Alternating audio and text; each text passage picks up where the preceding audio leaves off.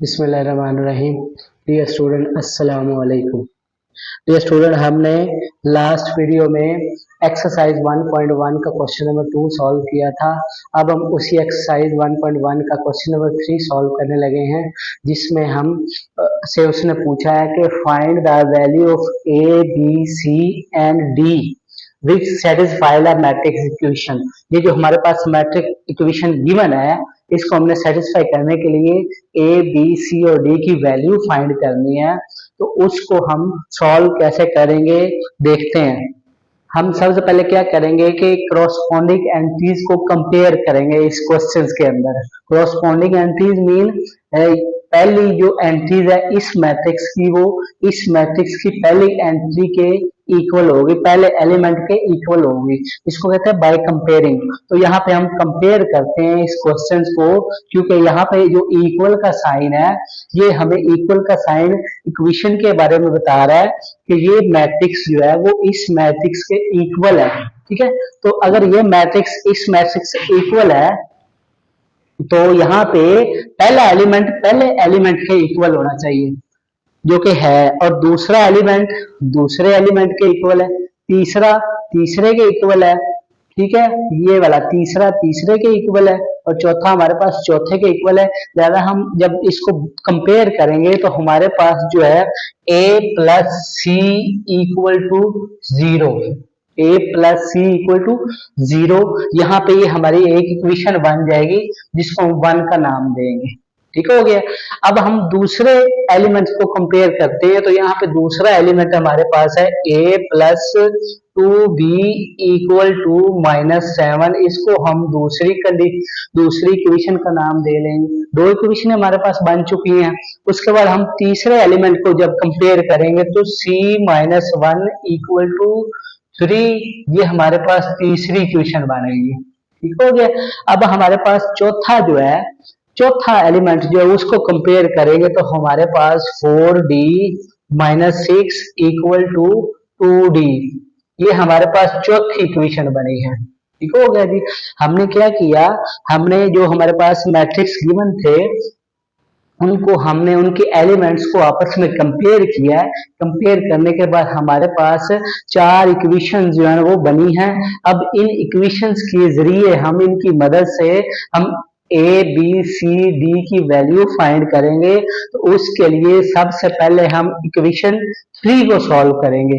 क्यों 3 को सॉल्व करेंगे? क्योंकि इसमें हमारे पास जो है वेरिएबल सिर्फ c है, सिर्फ c जो हमने फाइंड करना ओनली c है, और यहाँ पे 1 है, यहाँ पे 3 है। ये इजीली सॉल्व हो जाएगी। बजाय अगर हम पहले इक्वेशन को देखें तो यहाँ पे a और c दो वेरिएबल मौजूद है, तो इसकी निस्बत ये जो 3 इक्वेशन है ये सॉल्व करना आसान है। तो यहाँ पे हम लिखेंगे सॉल्व इक्वेशन 3 इक्वेशन को हम सॉल्व करेंगे तो c -1 इक्वल टू 3। ठीक है, अब यहाँ पे ना हमें c फाइंड करना है, तो c को हम सॉल्व करने के लिए ये -1 जो एक्स्ट्रा है फालतू है, इसको हम दूसरी साइड पे ले जाएंगे। ठीक है, यहाँ पे c के साथ जो 1 है वो माइनस हो रहा है, यहाँ पे 3 के साथ आके 1 हो जाएगा। यहाँ पे हमने क्या किया, इस माइनस के 1 को हम दूसरी साइड पे ले गए और यहाँ पे आके +1। ठीक है, अगर इसको दूसरे तरीके से अगर हम सॉल्व करना चाहें, जैसे c -1 इक्वल टू 3 है, तो यहाँ पे चेक करें जरा, c -1, c हमें रिक्वायर्ड है और -1 हमने सॉल्व करना है, तो यहाँ पे -1 है। ठीक है, तो हम अपनी तरफ से यहाँ पे +1 कर सकते हैं। +1 किया हमने, क्यों? क्योंकि इस 1 को सॉल्व करना है, इसको खत्म करना है, तो हमने अपनी तरफ से +1 किया। लेकिन मैथ का ये रूल है कि आप अपनी तरफ से कोई चीज ऐड कर रहे हैं तो उतनी आपको माइनस करनी पड़ेगी। तो यहाँ पे हम +1 करेंगे तो इधर भी हम दोनों साइडों पे फिर क्या करेंगे, +1 ही करेंगे। जिस एक साइड पे हमने जितना किया उतना ही हम फिर क्या करेंगे, दूसरी साइड पे भी करेंगे। अगर हमने एक साइड में प्लस किया तो दूसरी साइड पे भी हमें प्लस करना पड़ेगा। अगर एक साइड पे हमने मल्टीप्लाई किया तो दूसरी साइड पे भी मल्टीप्लाई करना पड़ेगा। अगर एक साइड पे हमने डिवाइड किया तो हमें दूसरी साइड पे भी डिवाइड करना पड़ेगा। तो ये देखें, जरा सॉल्व करें तो ये c इक्वल टू ये कैंसिल हो जाएगा और 3 + 4। अगर हम इसको चेक करें तो यहाँ पे भी c इक्वल टू 3 और 1 कितने हो गए 4। ये हमारे पास c की वैल्यू फाइंड हो चुकी है। दोनों मेथड से आप इसको सॉल्व कर सकते हैं। -1 को उठा कर उस साइड पे ले जाए वो पॉजिटिव हो जाएगा। अब इस तरह नहीं तो यहाँ पे देखिए हमने -1 को खत्म करना था तो हमने +1 इधर भी किया और +1 इधर भी किया। ये दोनों मेथड से आप सॉल्व कर सकते हैं। ये हमारे पास c की वैल्यू फाइंड हो चुकी है। अब हम करेंगे c के जरिए किसी दूसरे वेरिएबल को। तो यहाँ पे चेक करें हमारे पास पहले इक्वेशन के अंदर c मौजूद है और a भी मौजूद है। तो हम यहाँ पे करेंगे put the value of c in equation 1। First equation में हम इसकी वैल्यू पुट करेंगे जो हमने c की फाइंड की है। a इक्वल टू c 0 के इक्वल है। यहाँ पे देखें जरा a equal to a + 4 equal to 0। c की जगह हमने जो c की वैल्यू फाइंड की थी वो लिख दी, 4 आ गया। अब हमें a चाहिए तो सेम पैटर्न यहाँ पे अप्लाई करेंगे। c -1 इक्वल टू 3 था, -1 को हमने उस साइड पे लेंगे। यहाँ पे प्लस का 1 है उधर जाके क्या हो जाएगा -1 हो जाएगा, -4 हो जाएगा। और ये आपकी a की वैल्यू भी फाइंड हो चुकी है। ठीक है, a और c की वैल्यू फाइंड हो चुकी है।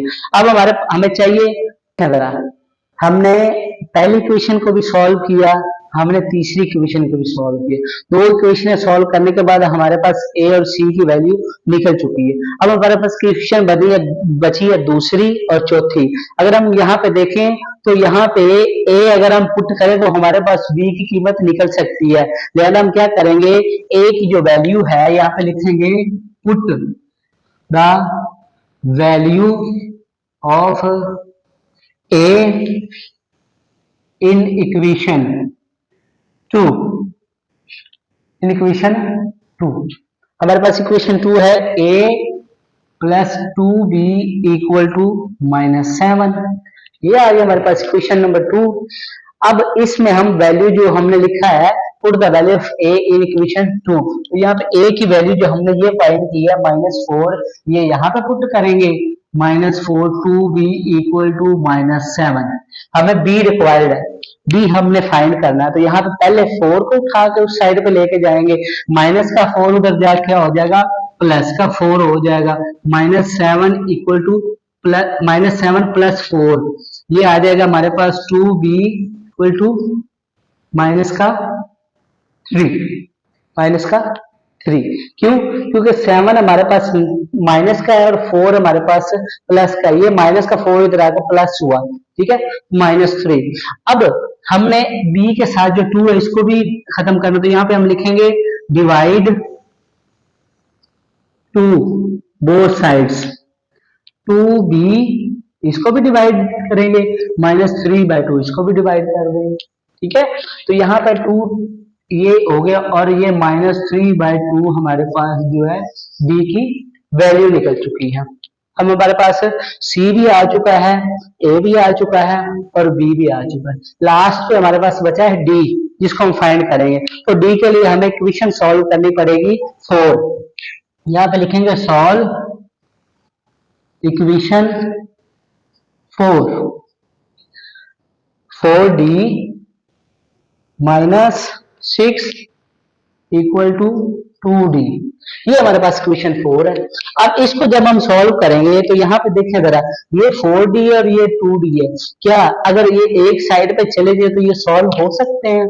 तो लिहाजा हम क्या करेंगे, 2d को इस साइड पे ले आएंगे। तो क्या 4d - 2d इक्वल टू 6। अब ये माइनस का 6 उधर जाके पॉजिटिव हो गया, प्लस का हो गया, और ये 2d इधर आके माइनस हो गया। अब ये है सेम वेरिएबल है, ये d है ये भी d है, तो लिहाजा ये आपस में जब माइनस हो सकते हैं। 4d में से 2d लेस करेंगे तो हमारे पास आ जाएगा 2d इक्वल टू 6। अब जैसे हमने यहाँ b के साथ जो 2 था उसको खत्म किया था बोथ साइड से डिवाइड करके, लिहाजा यहाँ पे भी हम क्या लिखेंगे, डिवाइडेड बाय 2 बोथ साइड्स, 2 और 2। ये आ गया हमारे पास d इक्वल टू 3। ये हमारे पास आ गया d इक्वल टू 3। अब इस क्वेश्चन में हमारे पास ये देखिए जरा, ये आपका जो यहां से मैं यहां पे लिख रहा हूं ताकि क्लियर हो जाए। यहां से ये चीज इतनी यहां पे देखें जरा, 4D में से 2D आया तो पीछे बचा हमारे पास 2D equal to 6, both sides 2 से डिवाइड किया, D इक्वल टू आ गया 3। ठीक हो गया जी, यहां पे मैंने लिख दिया। अब हमारे पास जो क्वेश्चन था उसमें हमसे उसने रिक्वायर्ड क्या किया था, पूछा क्या था कि ए फाइंड करें, बी सी और डी फाइंड करें जो कि हमारी इक्वेशंस को सेटिस्फाई करे। यहाँ पे हमने क्या किया, इस जो गिवन मैट्रिक्स थे इनकी मदद से हमने 4 इक्वेशंस बनाई। हमने कैसे बनाई, हमने इनके एलिमेंट्स को कंपेयर किया। कंपेयर करने के बाद हमारे पास 4 इक्वेशंस बनी थी जिनको हमने बारी बारी सॉल्व किया। सबसे पहले हमने इक्वेशन 3 को सॉल्व किया, c माइनस 1 इक्वल टू 3। इसकी मदद से हमने c की वैल्यू फाइंड की। इक्वेशन 3 सॉल्व हुई तो हमारे पास c की वैल्यू निकल आई। उसके बाद हमने क्या किया, पहले इक्वेशन के अंदर c की जो वैल्यू थी वो पुट की। पुट करने के बाद हमारे पास a की वैल्यू फाइंड हुई जो कि -4 है। हमने क्या किया, उसके बाद हमने इसी a की वैल्यू को हमने इक्वेशन नंबर 2 में पुट कर दिया ताकि हमें b की वैल्यू मिल सके। तो हमने इसके अंदर जब पुट किया तो 2b -4 ये a की वैल्यू है और इधर 2b और -7। हमने क्या किया, -4 को उस साइड पे ले गया, पॉजिटिव हो गया। सॉल्व किया, 2b इक्वल टू -3, b के साथ हमें 2 नहीं चाहिए था, हमने इसको खत्म करने के लिए बोथ साइड से डिवाइड कर दिया। बोथ साइड से जब डिवाइड किया तो हमारे पास b की कीमत निकल आई -3.3/2। इसको आप डिवाइड करके पॉइंट में भी लिख सकते हैं। ठीक है, पॉइंट में भी लिख सकते हैं, ऐसे भी ठीक है। अब हमने क्या किया, हमने